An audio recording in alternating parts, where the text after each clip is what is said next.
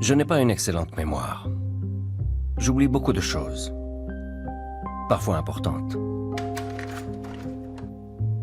Il m'est arrivé de perdre mon portefeuille 3 fois dans la même journée. J'ai même déjà oublié d'aller chercher mon enfant à l'école. Mais certaines choses restent à jamais gravées dans ma mémoire. Enfin, j'en ai peut-être aussi oublié quelques-unes. En revanche, je me souviens parfaitement du photographe à l'école maternelle. Nous devions tenir un combiné téléphonique. J'ai grandi, je me suis fait des amis et suis parti à la découverte du monde. Et je me suis mis, moi aussi, à la photographie. J'étais curieux. Je m'interrogeais sur le sens de la vie.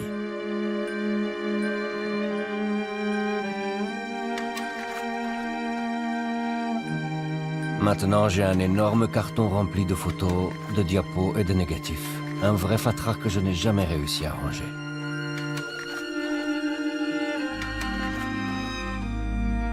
Le mont Kazbek, un des plus hauts sommets de Géorgie. J'ai tenté par 2 fois de l'escalader, en vain.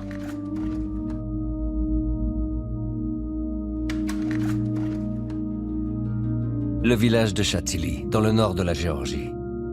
J'ai pris cette photo il y a 15 ans. Je m'en souviens bien. Comment aurais-je pu me douter que Chatili resterait gravé dans ma mémoire? Voici comment tout a commencé.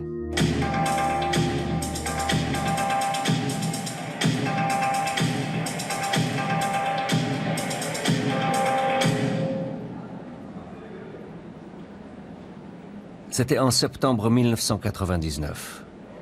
J'avais 22 ans, j'étais étudiant en art et m'intéressais beaucoup à la photographie. Je connaissais tous les photographes de la ville. Par contre, celle qui était assise à côté de moi, je ne l'avais encore jamais vue. Elle n'avait pas l'air géorgienne, mais plutôt occidentale.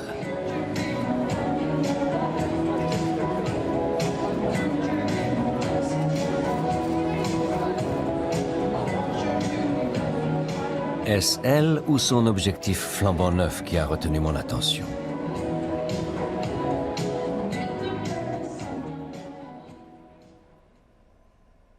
Quelques jours plus tard, nous nous sommes recroisés par hasard au labo photo. Je me suis alors rendu compte que je ne m'intéressais pas seulement à son objectif. Je n'avais que quelques rudiments d'anglais, mais je voulais à tout prix discuter avec elle. Et c'est ce que nous avons fait. Elle était journaliste et venait de Paris. Nos rencontres suivantes n'ont plus été le fruit du hasard. Nous buvions des cafés, fumions des cigarettes. Que faisait-elle en Géorgie? Elle m'a dit qu'elle voulait traverser le Caucase pour gagner la zone de conflit en Tchétchénie. Ça m'a fait peur. Même si la Tchétchénie est un pays voisin de la Géorgie, nous n'y allons jamais. Ce n'est pas une destination conseillée, surtout pour des journalistes. Nous allions pourtant nous y rendre ensemble.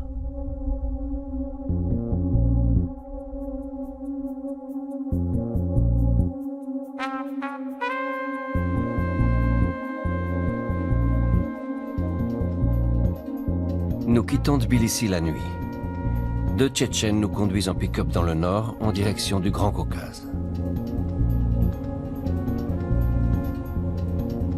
Les hommes ne parlent pas beaucoup. C'est la première fois que je quitte la Géorgie et je ne sais même pas où je vais.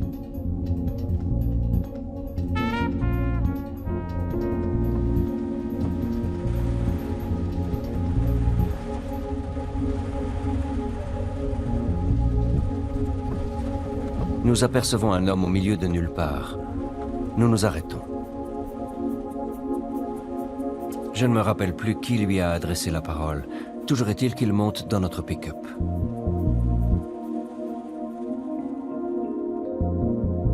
Nous arrivons à Chatili au lever du jour. Nous sommes toujours dans mon pays et pourtant j'ai l'impression de me trouver ailleurs. La Tchétchénie ne doit plus être loin.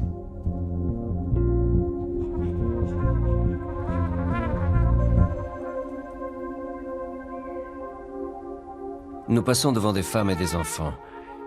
Ils ont l'air fatigués et perdus. Des réfugiés tchétchènes. Maintenant, la guerre n'est plus qu'à quelques pas.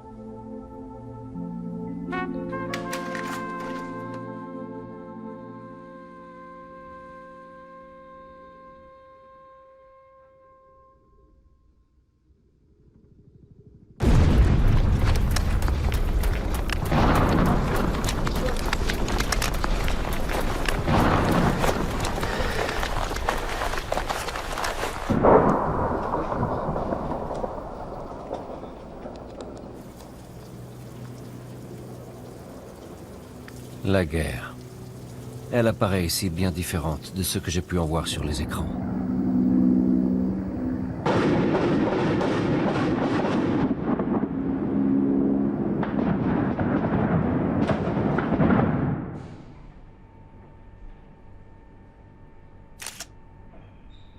Des gens meurent autour de moi.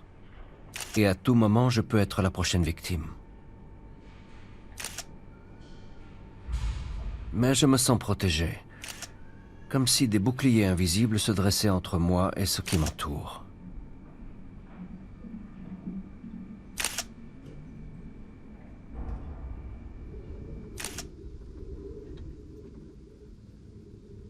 Je suis comme coupé de la réalité. Je vois tout à travers un verre, la lentille de mon objectif. Et je sais que je dois être fort. Si je m'effondre, mon séjour ici n'a plus aucun sens.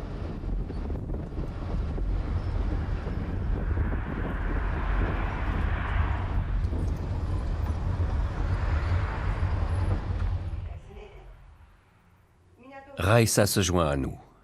C'est une journaliste tchétchène et une amie de Françoise. Le pire est de voir des corps d'enfants qui viennent de mourir juste avant que nous ne les photographions.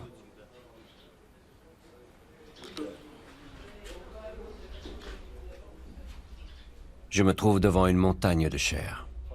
J'entends les gens parler. Je comprends ce qu'ils disent. Il y a 3 morts, 2 enfants et leur père, qui a essayé de les protéger avec son corps.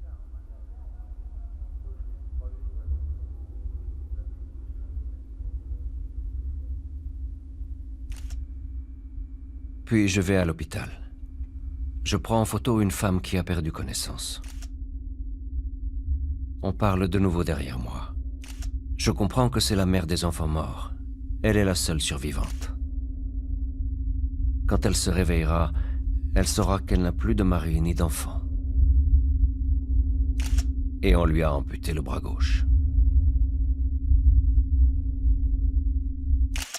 عمر عمر عمر ناديو عمر عمر عمر حبيبي شبعت حبيبي عمر ناديو عمر عمر. J'entends une fois encore des voix.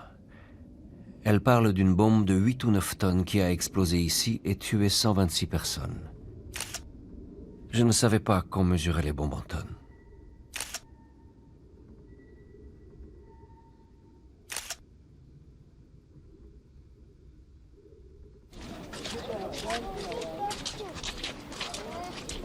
Le calme revient parfois pendant 1 heure ou 2.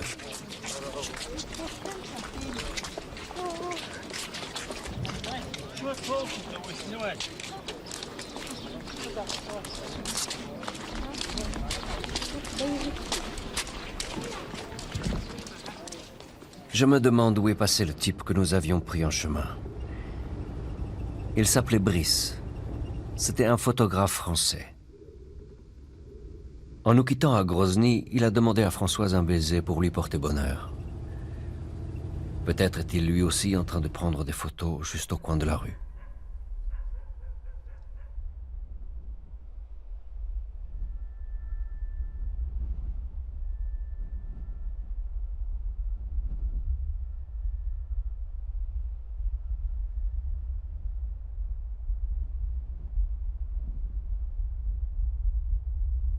Nous allons d'un endroit à un autre. J'essaye de rester toujours près de Françoise. La vie peut s'arrêter à tout moment.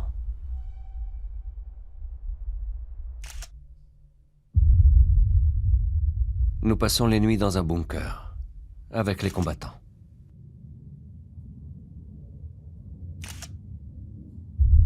Parfois, il sourit, je ne comprends pas. Ils font même des blagues. Et après, ils meurent.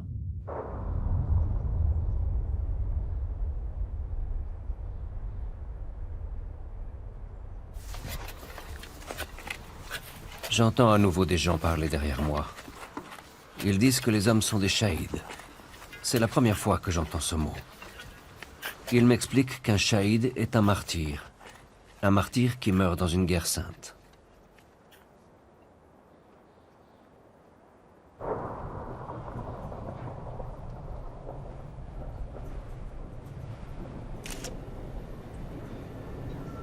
Je prends des photos. Ensuite, je perds la notion du temps. Les choses commencent à se mélanger dans ma tête.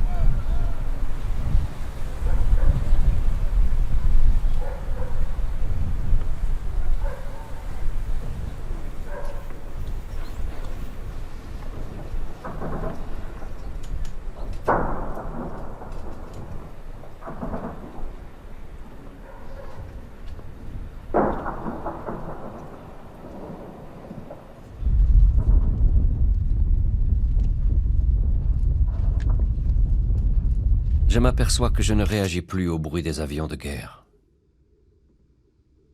Je sais à présent qu'on ne les entend qu'après leur passage.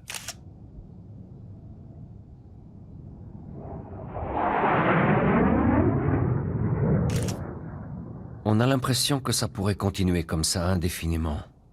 Mais Françoise nous dit qu'il est temps de rentrer.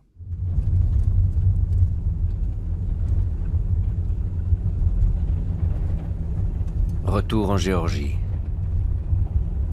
Retour chez moi.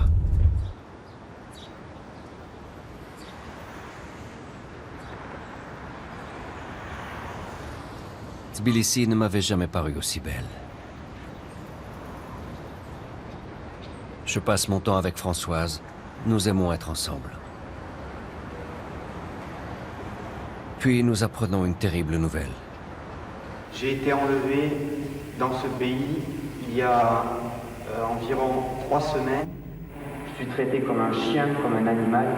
Ils viennent n'importe quand, ils me réveillent, ils sont complètement saouls. Ils s'amusent, quoi. Ils font ce qu'ils veulent de moi. S'il vous plaît, faites quelque chose pour moi. Et le téléphone de ma femme, Dana, 05 61 53.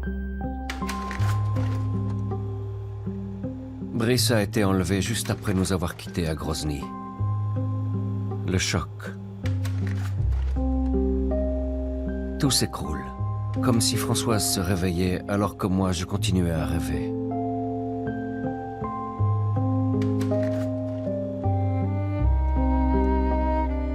Elle a sans doute compris bien avant moi que notre relation n'avait pas d'avenir.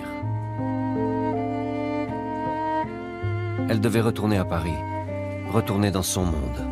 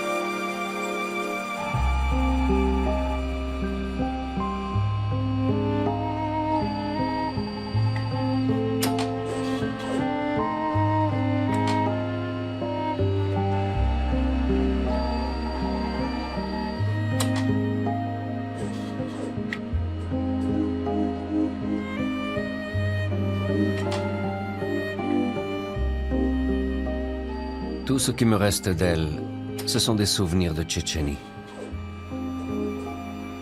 Et il me rattrape.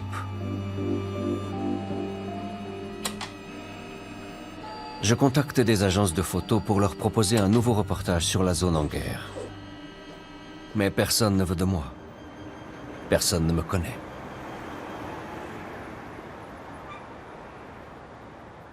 Good evening. You are about to see something unique. There's been plenty on the news about Chechnya since Russia launched its assault there 3 months ago, but very little about what it's like on the other side of the lines.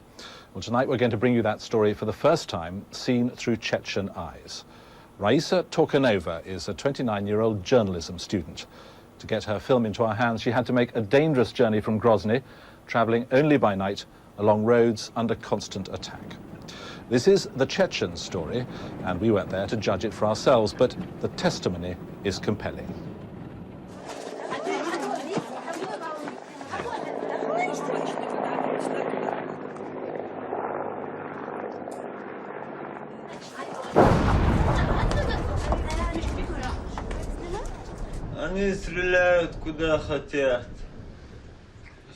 They shoot where they please, kill who they want.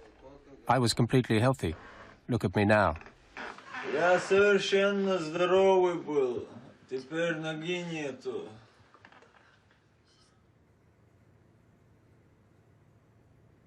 Raisa se trouve maintenant en Géorgie. C'est une réfugiée.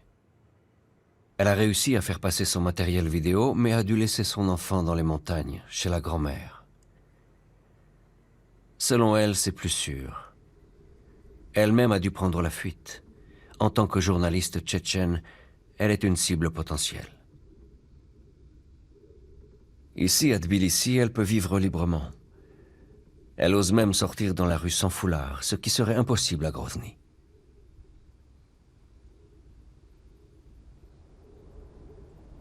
Parfois, nous allons dans la vallée du Pankissi, où vivent des réfugiés tchétchènes.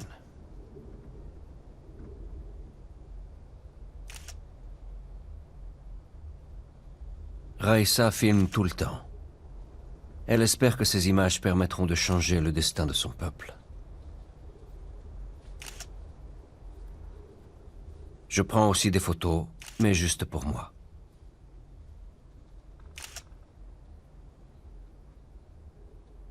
Noi не выросли до того, чтобы на любом уровне защищать свои права законными методами. Без оскорблений, без матов. Un jour, Raisa m'emmène à une conférence organisée par des Tchétchènes à Tbilissi.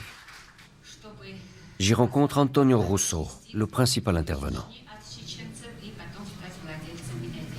So in a technological way they use all kind of army.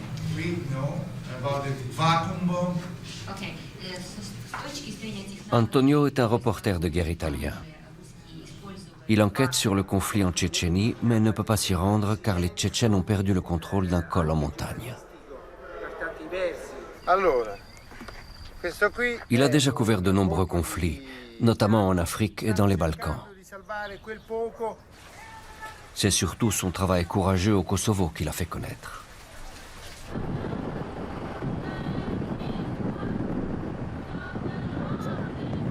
Même s'il fait un métier difficile, il paraît serein. Son anglais est à peu près aussi mauvais que le mien, mais nous nous comprenons tout de suite. Il m'invite chez lui, où je rencontre une autre personne qui veut aller en Tchétchénie. Renzo Martens, un artiste d'Amsterdam. Il a en tête un projet vidéo que je ne comprends pas très bien. Renzo fait tourner en permanence sa petite caméra. What do you think of those romantics who go to the war? That's romantic? The romantic people that go to the war. Life is not a romantic thing. Life is something more hard. Why do you go to wars if it's not romantic? Why do you go to wars to show reality of the world? No, it's not romantic. It's only that I'm interested to know the limits, you know, limits. Limits. Of a human being. And the war is the best field. That's very romantic though. No, it's not romantic. No? But okay, this is your opinion, my opinion, it's all right. It's no problem. But when you said why you want to be in the war, I want to know this. How you could kill person in that way, as in Africa, as in Yugoslavia, as I think also in Chechnya with genocide, with filtration camp, with the massacre. We don't know exactly what is going on there. We don't know it. Antonio enrage de ne pas pouvoir aller en Tchétchénie. Les Russes ont refusé sa demande de visa et les sentiers en montagne ne sont plus accessibles. Renzo, lui, a un visa et il veut partir. Il me propose de participer à son projet.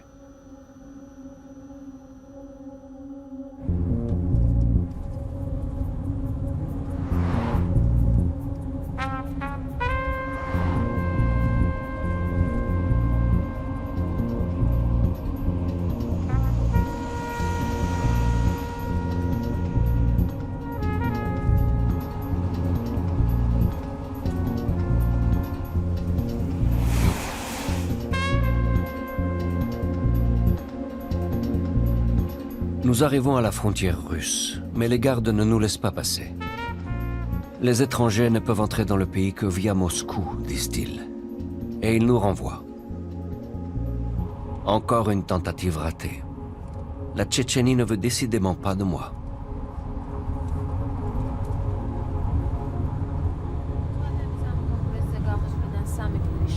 რადიორადიკალეს ჟურნალისტის ანტონიო რუსოს გვამით თბილისიდან 40 კილომეტრში გომბორის გზაზე იპოვეს. ნიკოლაძის ქუჩაზე მისი ბინიდან დაკარგული იყო კომპიუტერი, სატელიტური ტელეფონი და ვიდეოკასეტები.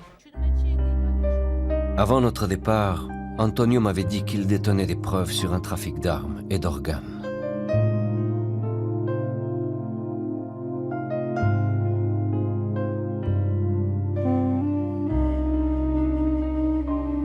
Je ne savais pas que c'était aussi dangereux pour lui. Il paraissait tellement loin de la guerre. Mais peut-être que la guerre a les bras très longs.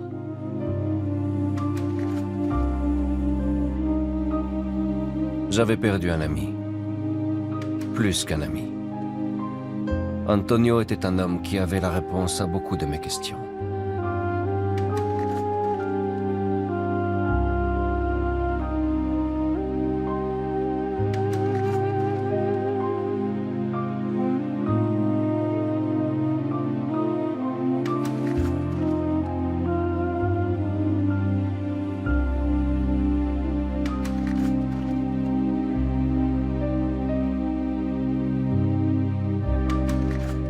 I met Antonio just 1 month before his murder. But this 1 month was enough for us to become friends. And also for me, it was enough to learn many things from Antonio. Antonio was fighting for the truth. And the truth is the best thing that human being can fight for. I just want to say that I will try my best to go on that direction that Antonio showed me.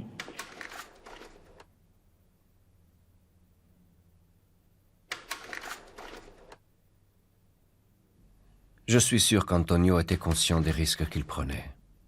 Il a décidé malgré tout d'aller à la guerre. Une guerre qui ne cesse de me rejeter, comme si je n'étais pas assez bon, assez fort pour elle.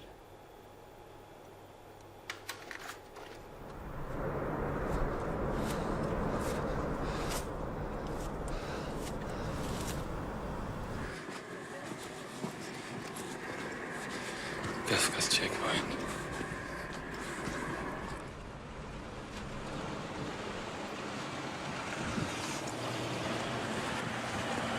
Вот и снимай.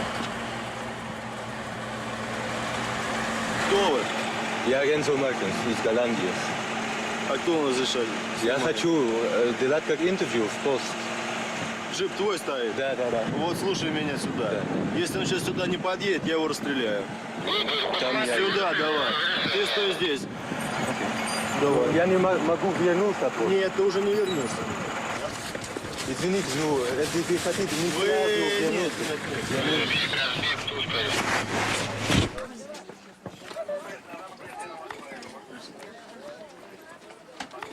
смотрел.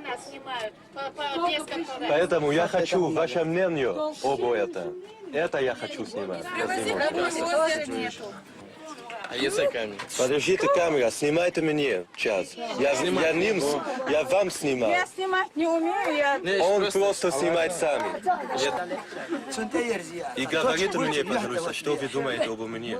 Ну, я не хочу комплименты, только правда. Я что могу об вас подумать, я не знаю. Вот каждый раз приходят такие же, как и вы, журналисты. Фотографируют нас, не знаем, что будет, что получится из этого. Вот сколько раз было таких журналистов. And why do all these journalists come here? Я вам что скажу? Мы войну не хотим. Мы хотим мира, как и другие люди. Нам нравится, как они приходят нас, как они фотографируют. Нам нравится. Но не знаем, что от них толку. Мы думаем, может, они нам помогут, может, они нас будут показывать везде. Вот что мы думаем. Может, они нам помогут. Вот поэтому мы хотим своих детей, чтобы они сфотографировали. Чтобы нас они сфотографировали. Ну, он, например, он не поможет, например, не сможет помочь. Не знаю, откуда нам это знать.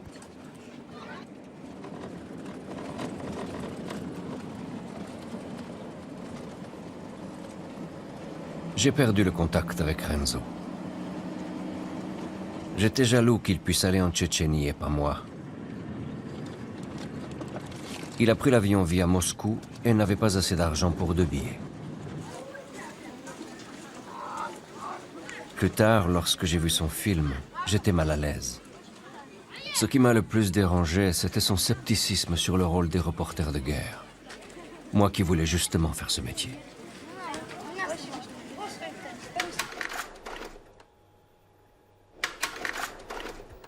Conduit à cheval, les yeux bandés, Brice Flotio a quitté les montagnes tchétchènes dimanche soir. C'est hier matin, très tôt.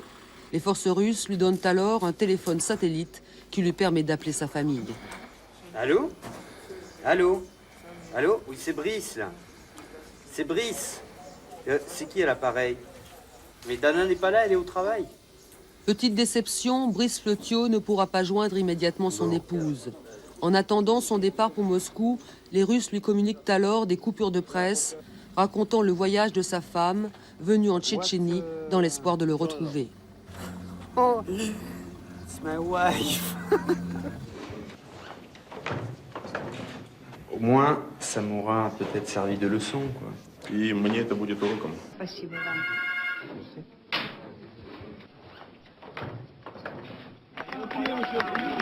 Brice Flotio vient de rentrer en France.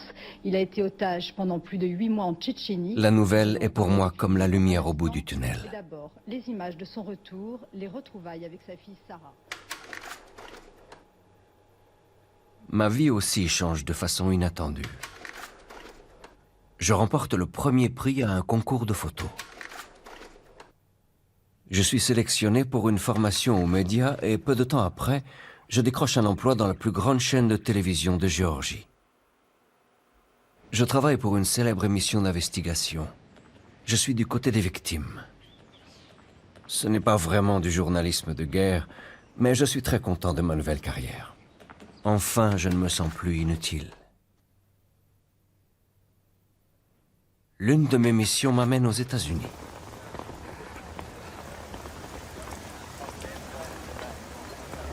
Mon premier jour en Amérique, je m'en souviens comme d'une journée étrange.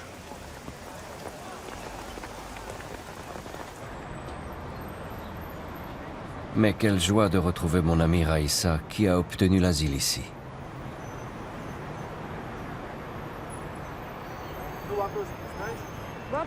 J'ai demandé à Raïssa de me raconter son histoire devant la caméra, comme si j'avais peur que son image ne s'efface de ma mémoire. Я уже 2 года как в Америке.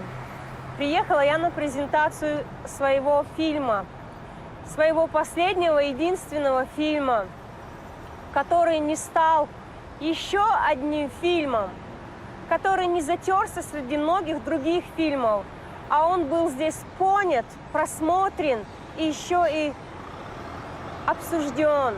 Я с очень многими людьми говорила. И вот так вот по стечению обстоятельств я могла здесь остаться, продолжить учебу и работать, что я и сделала.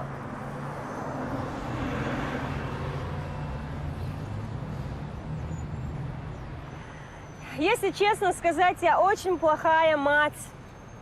Я не смогла дать тепло, любовь и воспитание своему ребенку. По стечению обстоятельств мне все время приходилось все свое свободное время отдавать своей работе, потому что я хотела самоопределиться, самовыразиться не для кого-нибудь, а для себя. Я все время думала, когда этот ребенок подрастет, я смогу ему объяснить, я своей дочери смогу объяснить, что я не могла иначе.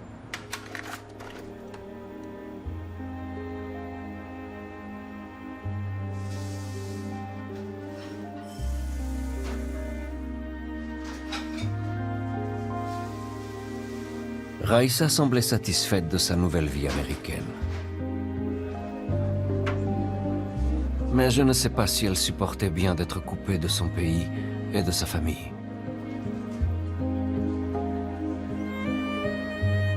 Elle avait peut-être besoin de se détacher du passé, d'oublier la guerre que nous avions partagée et qui m'apparaissait toujours comme un mauvais rêve.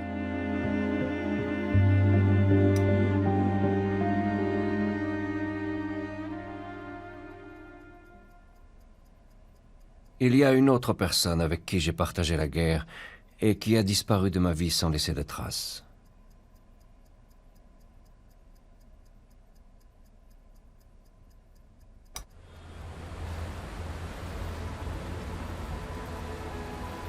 Disons, si, elle a laissé des traces.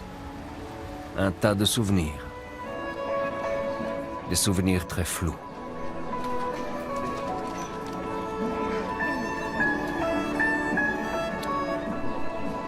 Les années ont passé, mais je porte toujours cette désagréable confusion en moi.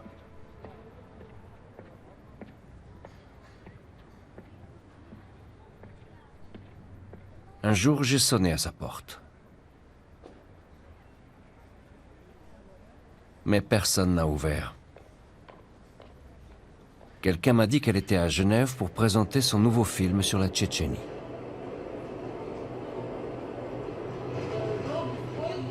Attention, il y a des soldats russes là-bas. Il y a un problème. Vite, cache la caméra. Les militaires arrivent, ils vont la voir. Françoise n'a pas assisté à la projection. Elle était dans la pièce d'à côté, avec d'autres journalistes qui s'étaient fait connaître par leur reportage en Tchétchénie. Milice de l'intérieur tchétchène, pro-russe, et le dire ils ont torturé exactement comme l'aurait fait les Russes. Anna Politkovskaya. Жестокая месть, которая сегодня руководит и одной, и другой, и третьей стороной. И я бы хотела сказать еще об одной важной вещи. Да, очень важно, что у нас есть комиссии по правам человека. Но 4,5 года комиссия делала вид, что не надо ничего делать в Чечне. И это жестокая реальность. Il ne va pas y avoir une résolution condamnant la Russie. C'est probable, mais ce n'est pas inévitable. Françoise était froide et distante. Notre échange a été très bref. Elle m'a juste dit qu'elle allait toujours en Tchétchénie et aussi en Afghanistan. J'ai appris ensuite qu'elle était tombée malade. Les médecins ne lui ont pas laissé beaucoup d'espoir. Elle a suivi un traitement extrêmement douloureux qui lui a fait perdre ses cheveux. Ses beaux et longs cheveux qu'elle a remplacés par une perruque.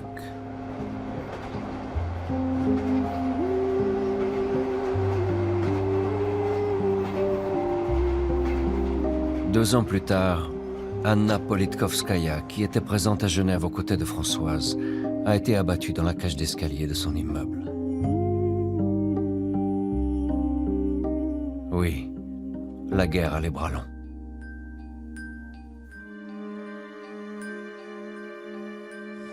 Son nom et son visage resteront associés à la guerre en Tchétchénie. Le photographe français Brice Fleutiot, qui avait été retenu en otage pendant 8 mois et demi, s'est donné la mort il y a 2 jours. Brice Fleutiot, âgé de 33 ans, était dans un grave état dépressif. Il venait de publier un livre dans lequel il fait le récit de sa captivité. Quand ils m'ont amené dans le premier cachot, là, que j'étais toute seule dans le noir et tout, bon, là, je dis, mais qu'est-ce que j'ai fait pour mériter ça? Tu peux pas comprendre. Le photographe est ressorti marqué par sa captivité dans cette interview accordée. La guerre a tout pris à Brice, y compris sa famille, qui était en morceaux à son retour. Rien ne sera plus comme avant, écrit-il dans son livre.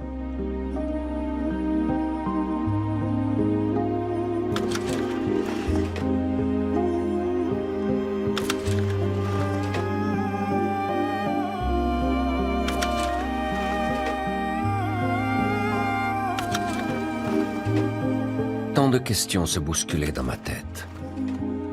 Il y en avait une à laquelle il me semblait facile de répondre. Pourtant, je n'y arrivais pas. Cette question, c'était « Pourquoi partir à la guerre quand on n'y est pas obligé ?»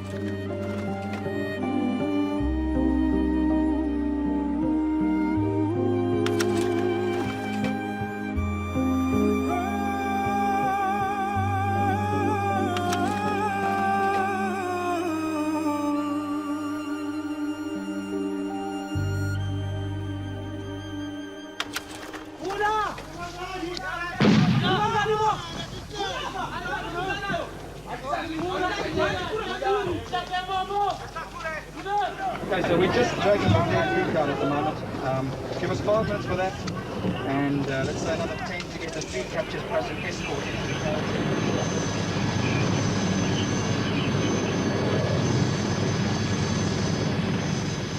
This film is about people, the sort of people who may become little more than numbers in a casualty list.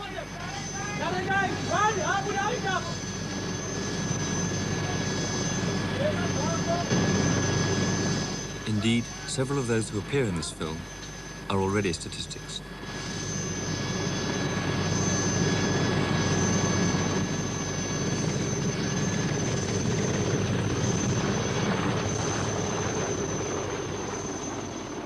L'homme qui a filmé ces images s'appelle Nick Downey. J'ai été très surpris d'apprendre qu'il vivait désormais dans un petit village de Géorgie. Might do, it's very dry.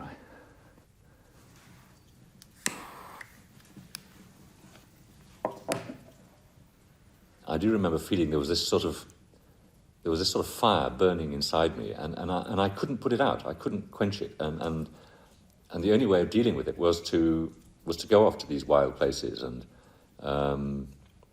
have yet one more adventure. And the greatest adventure is war. Having said that, I don't want to glamorize it. I mean, I remember once a well-known war photographer said, "You cannot take the glamour out of war," and I remember getting extremely angry when I heard that, because to me, there is actually no glamour in it. There is no romance in it. It's a very tough, very savage, very nasty business. I suspect all of us engaged in this business do it out of selfish motives. And although we probably get hooked into it in the beginning by some form of idealism, possibly, as I was, that wasn't that sustained me. That wasn't that kept me going. What kept me going was that, to begin with, I enjoyed it. Then it became, to some extent, an economic necessity. That's what people hired me to do. And it became a habit.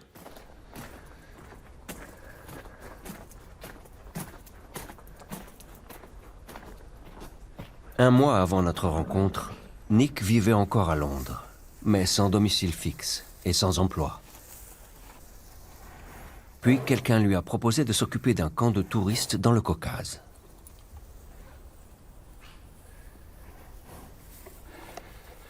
I once sat in Angola. I was stuck in the bush for months, weeks, And I sat there thinking, with nothing to do, and I sat there thinking, what is the purpose of life? What's it all about? Why are we here? And I came to the conclusion that the only reason we are here is to have children and pass on our genes, which is what every other animal on the face of this earth is its only purpose. And I don't think, despite our pretensions, we are any different. And really, once you've done that, and I have, there's not much further point in your being on the face of this earth.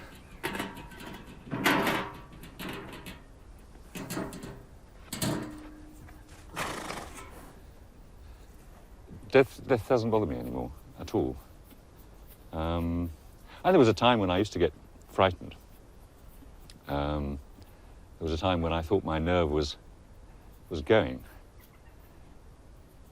But in the end, over a very long time, I think about 18 years after I first got shot at, I suddenly realized I had completely lost all my fear of death. In fact, I lost my fear of everything. And now I can't reproduce the feeling. I actually can't make myself afraid anymore. I've tried, because it's a rather strange feeling not to have any fear of anything anymore. Not a very nice feeling. I don't recommend it. It's as if part of you has died already. But that's what happened to me.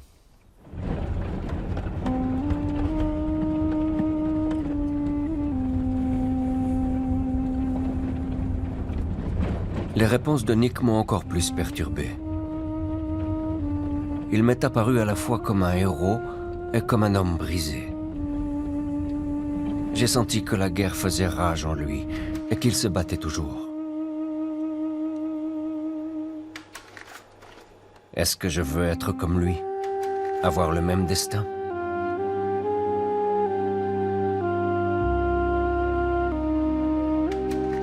Un an plus tard, je rencontre Lia. Elle ouvre un nouveau chapitre dans ma vie. L'appel de la guerre n'a plus de prise sur moi.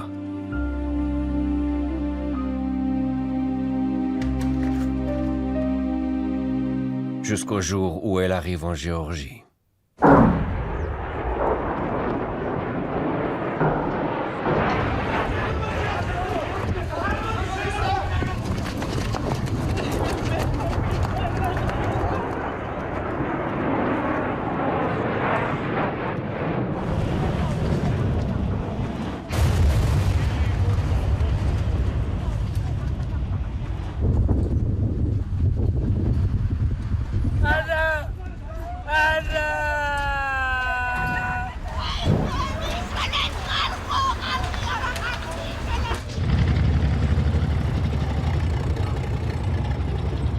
Août 2008.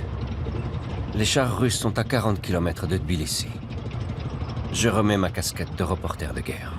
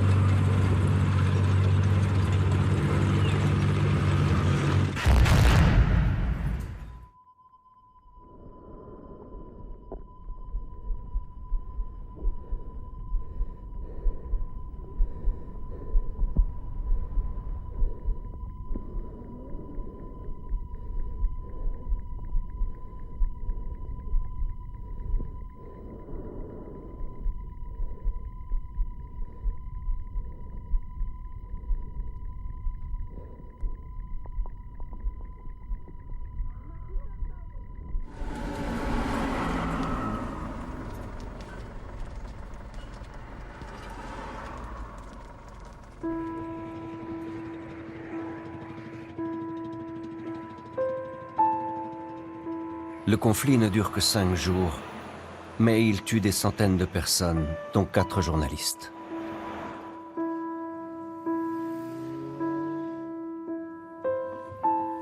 La guerre chez soi, c'est une toute autre histoire. Surtout quand son propre enfant est menacé. Je ne veux plus voir la guerre, être reporter de guerre. Je jette l'éponge. Est-ce que ça va me manquer? Je n'en sais rien.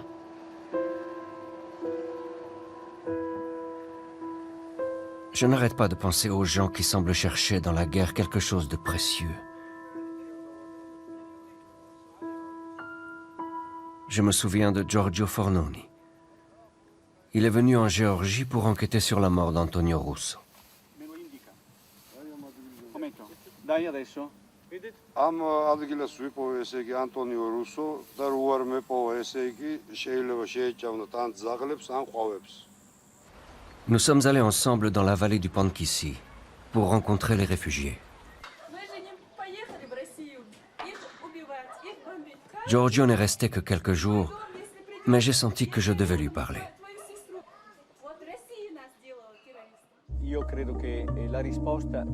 Il pouvait s'exprimer des heures, comme un homme politique, mais il savait parfaitement de quoi il parlait. Et ses connaissances, il les tenait de son expérience personnelle, pas de la lecture de livres ou de journaux. Ça remonte à loin. Peu de temps après, Giorgio est parti en Tchétchénie et depuis, je n'ai presque plus eu de nouvelles. Mais je ne l'ai pas oublié. Il a essayé de m'expliquer ce qui le poussait sans cesse à aller sur le front.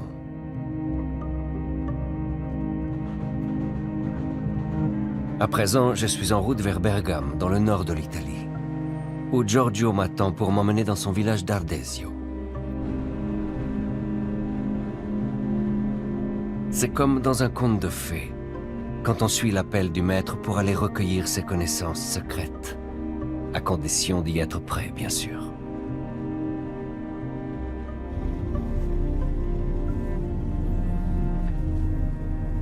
Ciao. Ciao. Ah, bel cane, eh? Attento, eh? Sam, dai, dai. Dai. Dai. Dai, dai. Dai. Scusane. Scusa, puzzone. Ecco. Qui dove tengo un po' le mie cose, eh? Qui è un po' il mio mondo. Ecco.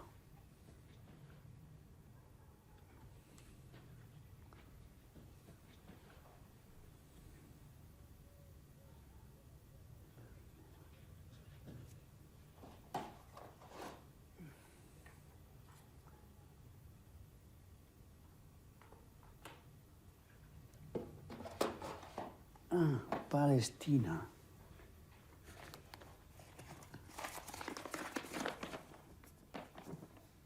Angola? Angola. Katyusha. Oh my God. In Angola. Oh my God.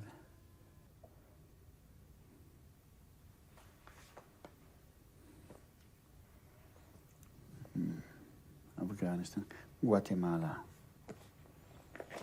Kurdistan.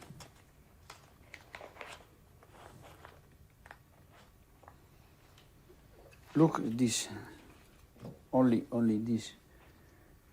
Only, look. Ah, intenso, eh? Sì, sì. Very intense. Emotional. Emotional. This is very good picture. Also.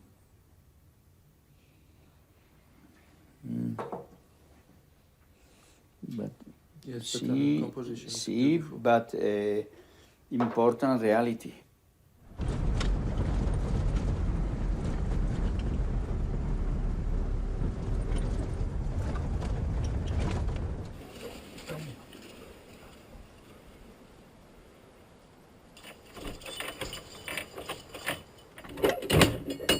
Vieni.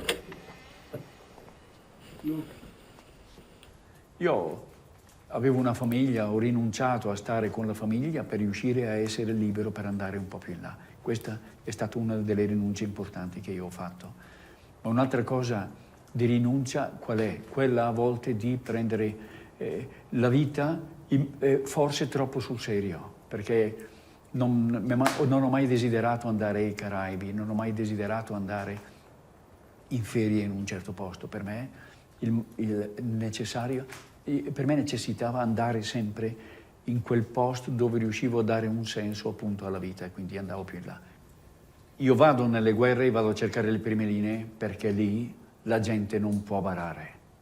In guerra sei al confine, lì è tutto vero, lì non è fiction, lì non puoi barare, lì è la vita.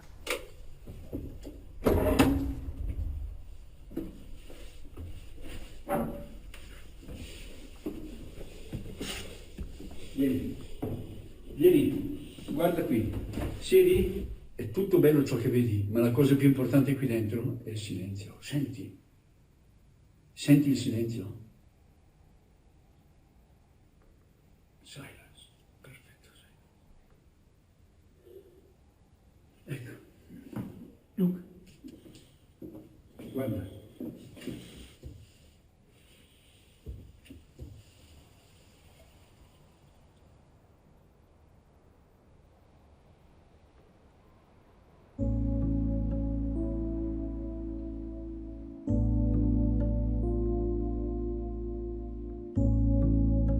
Giorgio est un aventurier de haut vol, bien plus que je ne le suis et que je ne le serai jamais. Mais sa philosophie me fait peur. Le front est-il vraiment le seul endroit où les gens ne font pas semblant? Notre vie quotidienne n'est-elle qu'une vaste supercherie? A-t-il trouvé une autre réalité, plus tangible? Je ne sais pas. Il a décidé de rester seul. Est-ce l'unique moyen d'atteindre de grands objectifs? Je ne suis pas prêt pour ça.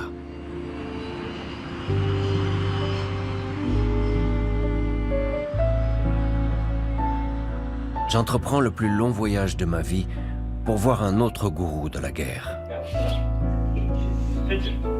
On m'a dit qu'il vit à présent en Afrique du Sud, où il s'occupe de sa vieille mère.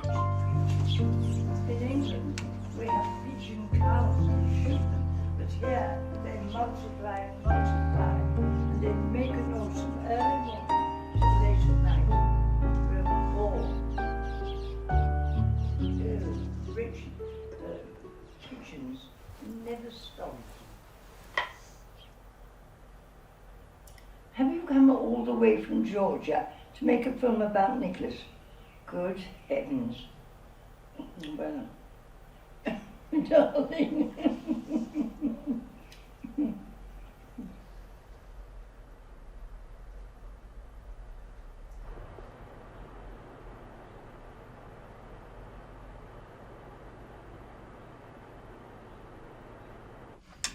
Right.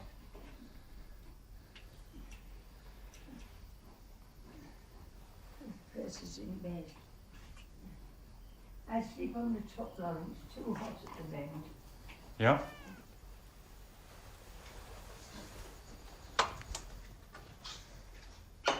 There's your pill, Mum. Okay, darling. I'll put your sleeping pill on your Kindle, all right? Yes, that's fine. Thank you, darling. Okay. If you like to put that. Yes, I will. There we go. Okay, good night, darling. Okay, night-night. Oh, it's lovely to be See you later. I'm going to shut the door, okay? do because I don't want the other cat Yeah. coming. You know, I set out to make films about war because I felt there was something worth saying and that people would listen to it and that within given situations it might have an effect on policy or people's attitudes or the outcome or whatever. I felt it would have some value, okay? But experience taught me over quite a long period of time that I was kidding myself. So I, if you like, chose the path of unhappiness and you know, what I saw in my life were terrible things.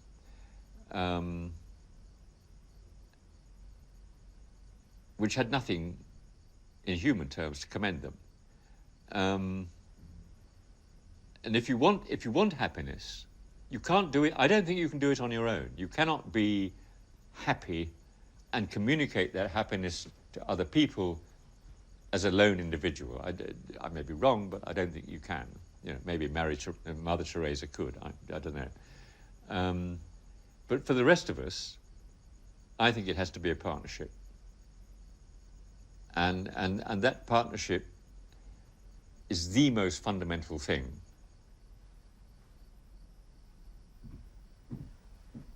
A lot of memories, huh?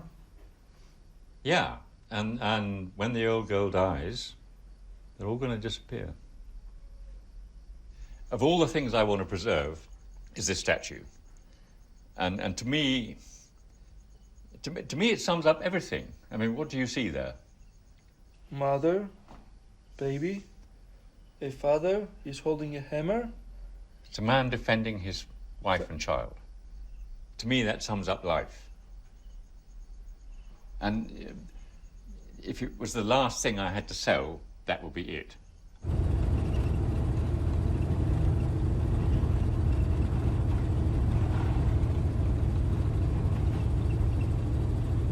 Je n'ai plus revu Nick depuis. J'aurais pu me douter qu'il ne partagerait pas les idées de Giorgio.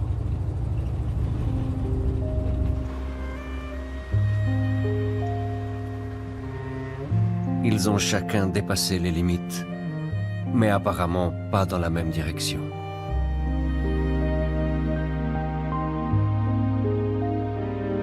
Je ne sais pas lequel des deux a gagné ce duel. Peut-être qu'il n'y a pas de vainqueur.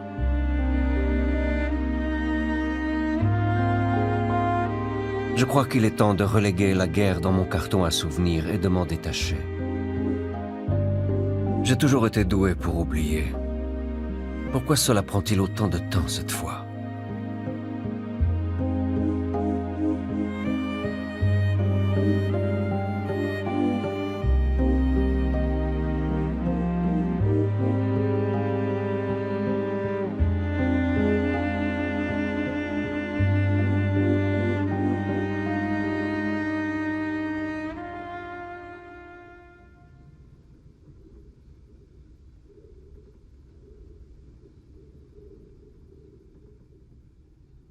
Grozny aujourd'hui.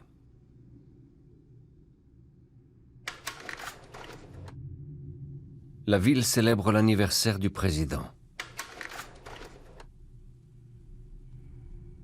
La ville que j'ai connue n'existe plus. Mais qu'en est-il de ses habitants? De leurs cicatrices? Et de leurs souvenirs?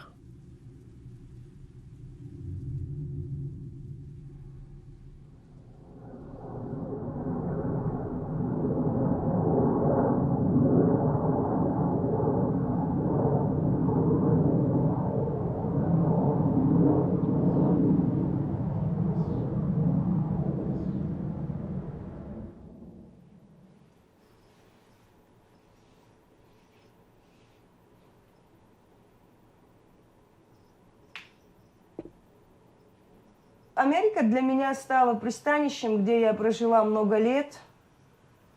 Я живу здесь со своими проблемами, с тоской. И знаешь, как живут, знаешь, как ты когда-нибудь ехал на поезде, и ты делаешь пересадку, и ждешь другой поезд. Вот моя пересадка затянулась на много-много лет, и я все время сижу на чемоданах, и все время меня тянет туда, откуда я приехала, мысленно, но своим пониманием я знаю, что ловить мне там нечего, ничего меня там хорошего не ждет. Творчески я там не смогу выложиться, я это точно знаю. Да и тема уже не моя.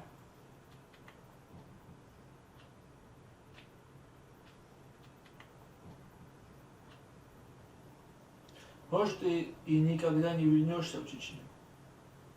Может быть, и не вернусь. Потому что я не хочу испытывать то, что я когда-то испытала. В тот момент мне надо было выжить и сохраниться как личность. потому что кое-кому показалось, что они меня растоптали. Я-то замуж выходила. Как? Я вообще не выходила замуж-то. Замуж-то не выходила я. У нас была такая традиция, знаешь, похищать. То есть показать свою привилегию, что вот женщину можно украсть там, по своей кротости. Я должна была сделать вид, что мне оказали одолжение. Нет, просто случилось то, что случилось. Я уже не могла быть такой сильной. После ребенка я не могла быть уже сильной такой. И у меня была немножко моя обида внутри меня, и я должна была выжить. У меня была бы депрессия.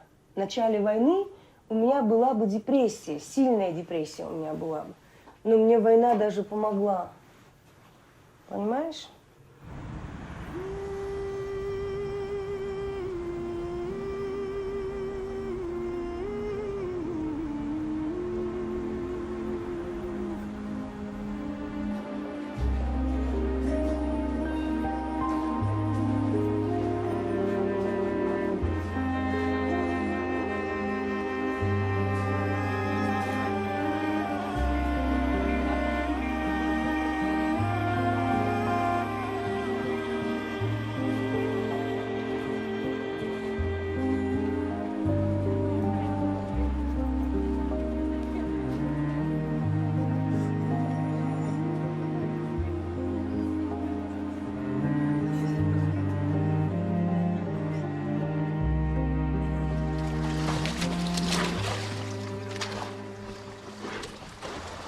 Allez, poulet.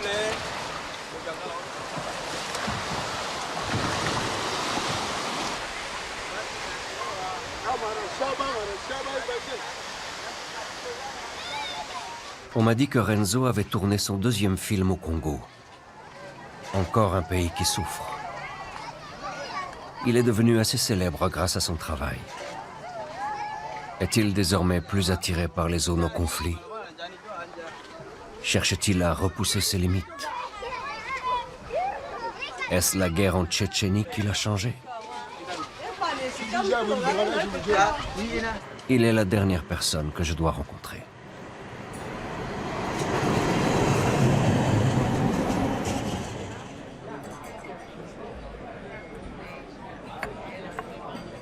Yeah. But so you asked how I was. Yeah, I'm doing fine. I work very hard these days. Much harder than when we met. Yeah. At the time I was just lying in bed all day sometimes. We didn't work really, we were just looking around.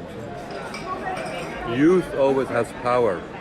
The power of innocence, the power of not knowing. You know, if you put here a guy of 27 who says, hey, I'm going to Chechnya, I'm going to make a film about myself, you'll be jealous and I'll be jealous. Because youth has time and energy, and I think that's kind of it. They afford also like stupid things, doing stupid things. Which, They have time to do stupid things that we can't afford anymore. But it's fantastic to do the stupid things. Yeah. In other words, you would say you found your place.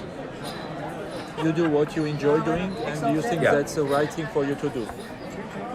Yeah, more or less. Yeah, I became an artist and maybe also a filmmaker, but certainly an artist while making the Chechnya film. Absolutely. Yeah. But it was good, Alex, that I went to Chechnya on my own. I could not have made the film if you would have been around me. I had to be on my own. It's a one-man adventure.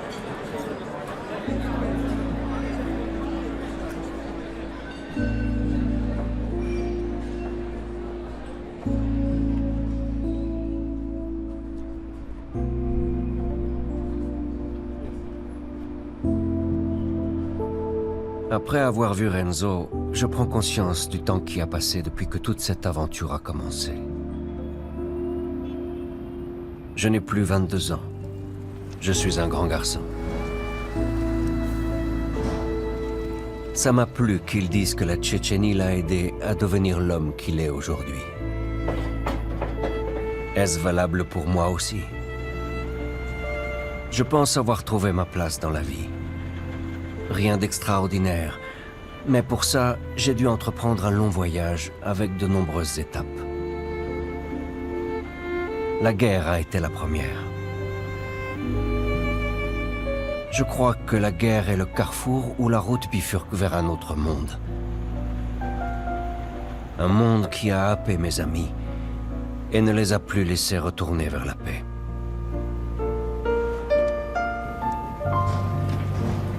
Si vous partez à la guerre, elle vous accompagnera ensuite toute votre vie.